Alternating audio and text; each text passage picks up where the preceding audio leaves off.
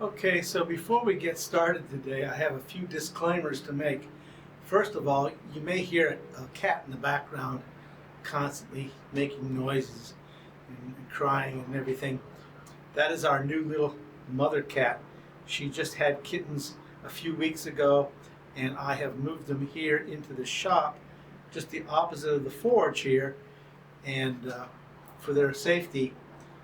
And sometimes I think she's complaining about all the noise and everything we're doing. So you'll hear that occasionally. Second, as I got through all these videos, I discovered that the microphones stopped working halfway through. Luckily enough, the camera you're seeing me on right now, I had a second camera going, a DSLR, through most of the videos, and hopefully I can take the sound off of those and put it in with other pictures, and it will all come out okay. So you may hear a change in the sound back and forth. There's some places I may have to overdub with a voiceover or write it in. So those are the issues we have here today, but we're going to go ahead and get started. All right, welcome back. Let's get right into forging today, okay? I'm going to start with that foot, the base that curved like this that I showed. We're going to start down there. That's the one I'm going to make for today. We're going to make this curved base. So for that, I've gone ahead and cut a piece of steel. This particular piece of steel is 3/8 thick, 2 inches wide, and 16 inches long. Now I would have preferred 2.5 inches wide, but I didn't have any. So this will do just fine for our demonstration purposes. And it's still a nice piece. So the first thing you're going to want to do, once you've cut your piece of metal, is find the center. All right? Right here. Find the center this way. Also find the center this way. Mark it. Okay? Then go ahead and take your center punch.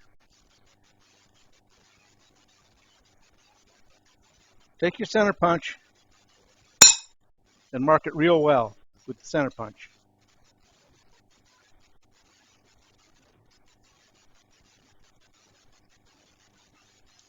So for the rest of the time working on this, we're going to call this side that I marked with the center punch, this will be the bottom.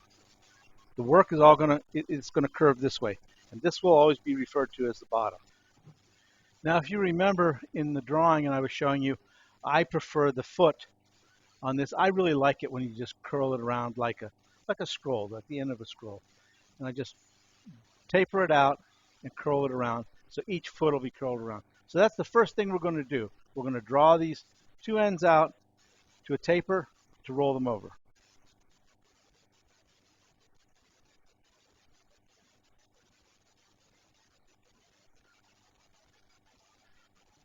Now, depending on how much control you have on your power hammer, I go ahead and do this work right under the power hammer.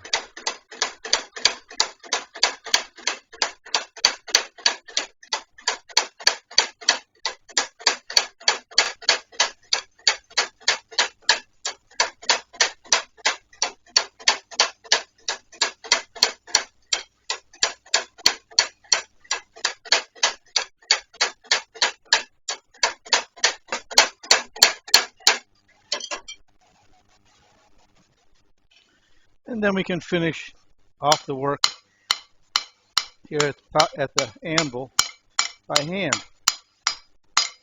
And just bring that down to the taper that we want.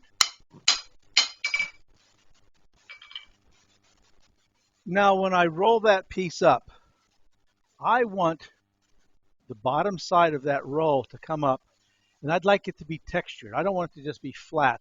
I want to see some texture across there, some movement in that metal, okay? That's what I like. So I'm going to take and flip that piece over. Remember that we had a top side and a bottom side. The bottom side is where the center punch is. I'll have the center punch up, and then I'm going to take my cross peen and I'm going to go across it and texture that taper on the back side. Just texture it down. Okay, I have the bottom side up. There's the center punch mark. So I'm just going to go across it here, spreading that metal a little bit. That's good too. I like that. And giving it some texture. Okay, just giving it some texture. So that when that piece rolls up,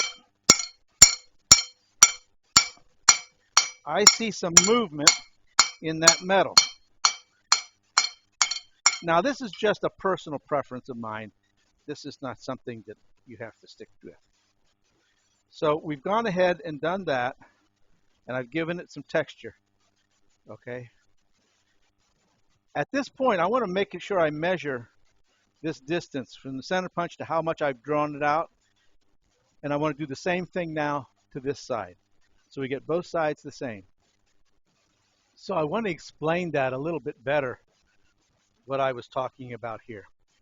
When I drew this, tapered this down, of course it grew. All right. Now, if we measure this distance here from the center punch in the middle out 16 inches, so that's 8 inches. And it has now grown to 9 inches. All right. Not quite 9 inches. Let's say it grew 7/8 of an inch in my taper. So I'm going to want to do the same thing here. But that's good to know. Write that down, how much it grew, because remember, we have a second one to make. So I've decided on the top face of this bar, I would like to have two long chisel lines running the length of the bar on that top face, running the whole length of the bar. So I've gone ahead and laid out on this bar. I decided I wanted to be in 1/4 of an inch on either side. This line should follow the edge by 1/4 of an inch on each side. So I went ahead, drew it onto the bar, laid it out with a ruler. I used to just sit there and take the hot chisel and just eyeball it and go down, but I want to do a really good job of this. I want it to be very clean and nice, right? So I'm going to come in here with a cold chisel while this piece is not hot, and chisel down that line very carefully, paying attention to what I'm doing, keeping it very careful, chiseling down that line, okay? So I get two nice lines in here. Now the lines don't have to be too awful deep, but deep enough so that when I get it red hot, I can find those lines easy enough with this, my hot chisel. And I can lay my hot chisel into that previously made cut and follow it right along. And therefore I'm not going to veer off, hopefully, or make any mistakes, and have a nice straight line. Takes a little bit longer, yes, but you're going to have a nice piece when you're done.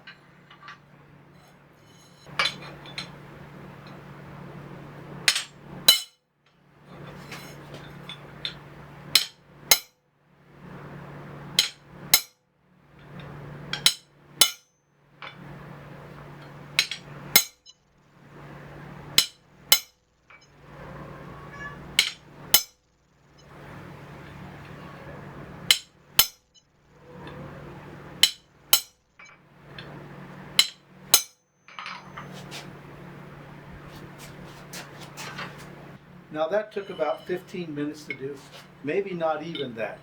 But now you can see I have two nice lines down 1/4 inch from the edge on either side of my top face of the bar, okay? A little note about chisels. Take and mark one side of your chisel, one side, because there are times when you want to rotate your chisel to counter the cut. Perhaps the cut's going a little bit at an angle because maybe your chisel isn't ground perfect, which is most likely. So you can turn your chisel and counter that cut. So you have to know what side is what. But in a case like this, you don't want to rotate that chisel.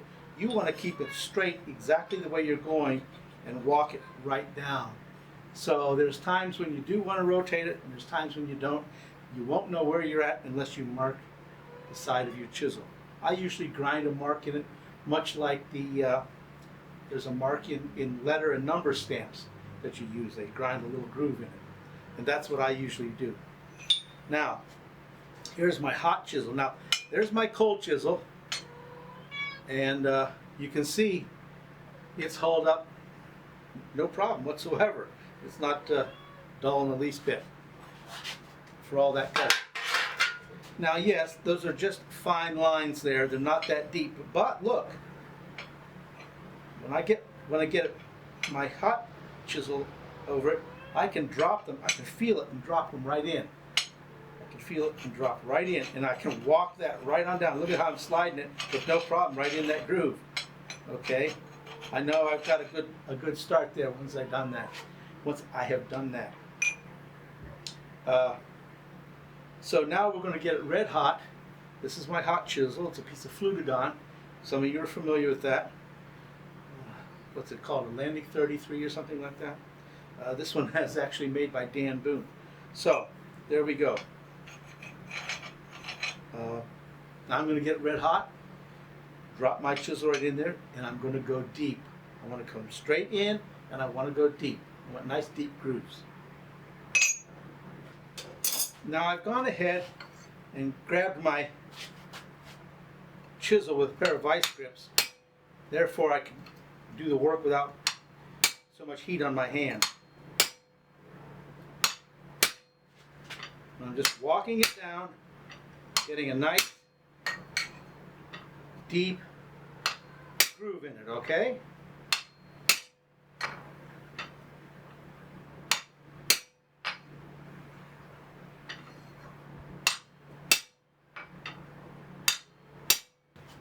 So now here we are working our way to the end now.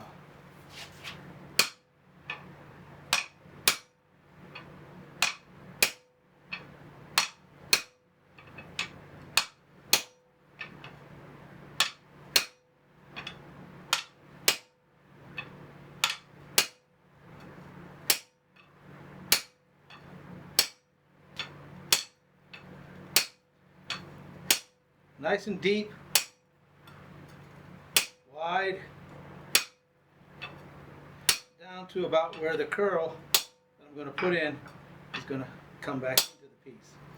There we are. Peter Berner impressed me on this when he was here. I've seen others do it, but I'm brushing it with a wet brush. Look at how clean the piece is when I'm done. Very clean. I've seen Peter Ross do this, but Peter Berner, when he was here in the shop, really impressed upon me to do it all the time.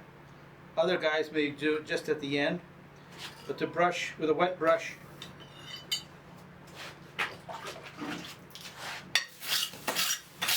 all the time.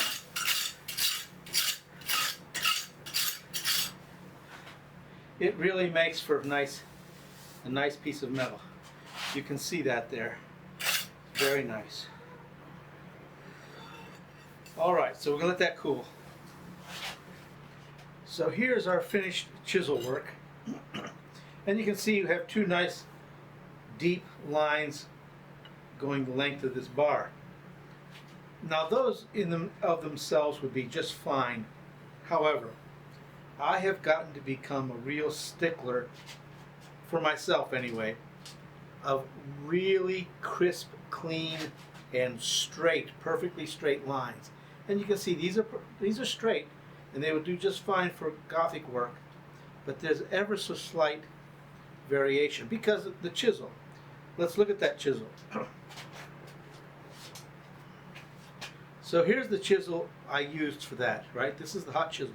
Notice how it's shaped. See this? It's not straight across. And that is so that I can walk it down the line as I'm putting in the groove. But along with walking it down the line, there's a little bit of variation in that line, ever so slight. And I'd like to get rid of that altogether. Now here's a solution that I have found for myself anyway, to get rid of that. And I've taken a masonry chisel, a bricklayer's chisel, and because it's so long, it won't have that variation. I've already got the depth I need, and I'm going to go in here with this bricklayer's chisel, and I'm just going to go right down the line with it while it's red hot, and that is going to true everything up. It's going to true everything up. Now, of course, it's another good bit of time to do that. And I'm not doing anything but truing it. I don't have to go any deeper. I don't have to do anything with it. Just true up all the lines and the depths. So it takes a while, yes, but for me, I like the results. So let's see what happens.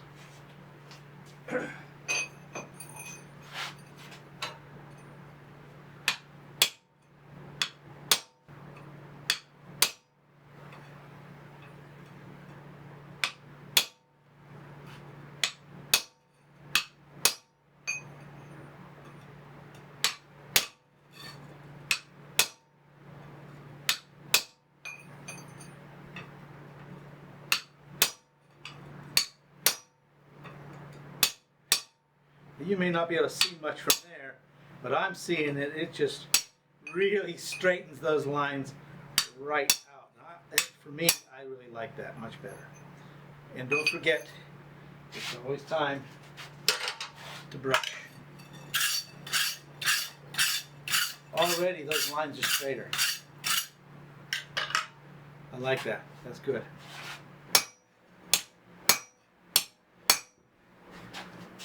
And from right here I can see there's a huge difference in those lines here and those lines right there.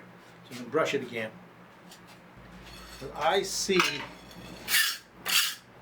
the chisel lines that were there before were very nice, but now I'm seeing deliberately made straight lines, and that makes a difference to me.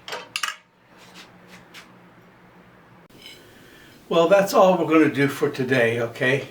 In the next video, I want to take these nice edges that we have created here on either side and use a special tool I have developed and run it down across those to curve, to radius those and make them have a rounded edge like this. I'm going to call that a bead. So I want two beads going the whole length of this bar, not just the lines. So that looks pretty nice, doesn't it? Then after that, we'll take the chisel and we'll do some more chisel work, and we'll just come right down here and we'll run some chisel lines across and maybe some center punches here, here, and here. After that, we're going to go ahead, we're going to punch a hole in the center of this bar. Then we'll go ahead and roll up the feet on the ends that we were going to have. We'll just roll up those edges, and then we'll curve this entire piece into its C shape for the legs. And after that, then we're going to go ahead and work on some Gothic tracery underneath that. So that'll be our next video. Look forward to seeing you on the next time. Take care.